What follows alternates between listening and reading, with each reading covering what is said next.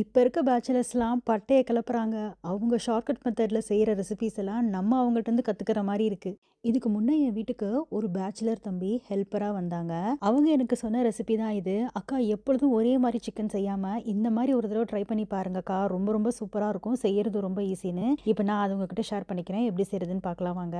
கழுவி சுத்தம் பண்ண சிக்கன்ல உப்பு சேர்த்துக்கோங்க. அது கூடவே கொஞ்சம் ட்ரை ஸ்பைசஸ்லாம் சேர்க்கணும். இதெல்லாம் சேர்த்ததுக்கு அப்புறமா இதுல ஃப்ரைட் ஆனியன்ற பெரிஸ்தா சேர்க்கணும்.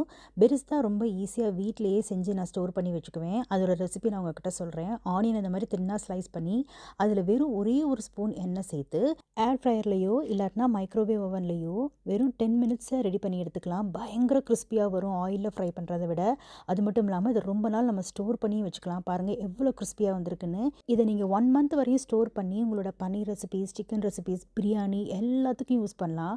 அப்படி இல்லாட்டினா இது ரெடிமேடாக லூலூலேயும் மதினாலையுமே கிடைக்குது. நீங்கள் வாங்கி யூஸ் பண்ணிக்கலாம். இது நான் 1 கப் அளவுக்கு எடுத்துக்கிறேன்.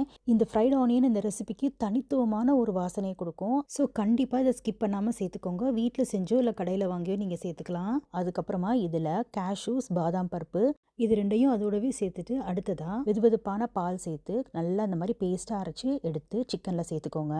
அதுக்கப்புறமா இதில் 2 டேபிள் ஸ்பூன் அளவுக்கு தயிரை நல்லா இந்த மாதிரி பீட் பண்ணி சேர்த்துக்கோங்க. அப்போ தான் நல்லா க்ரீமியாக இருக்கும். ஸோ அதனால் தயிரை நல்லா அடிச்சிட்டு சிக்கனில் சேர்த்துக்கோங்க. இது கூடவே இஞ்சி பூண்டு விழுது ஒரு டேபிள் ஸ்பூன் அளவுக்கு சேர்த்துக்கோங்க.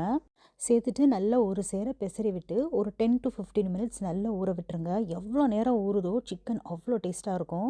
ஆக்சுவலாக இந்த சிக்கனை நான் எப்போ செஞ்சாலும் 2 to 3 ஹவர்ஸ் ஃப்ரிட்ஜில் ஊற வச்சுருவேன். நல்லா சிக்கன் ஜூஸியாக வரும் அப்போ தான்.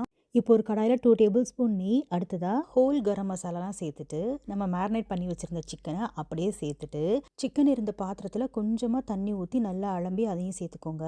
இப்போ ஒரு மூடி போட்டு சிம்மிலே வச்சு ஒரு 20 to 25 மினிட்ஸ் நல்லா வேக விட்டு எடுத்திங்கன்னா சூப்பரான க்ரீமியான ஹைதராபாதி நிசாமி சிக்கன் ரெடி ஆயிருச்சு. சப்பாத்தி, பூரி, பரோட்டா எல்லாத்தோடையும் சூப்பராக இருக்கும்.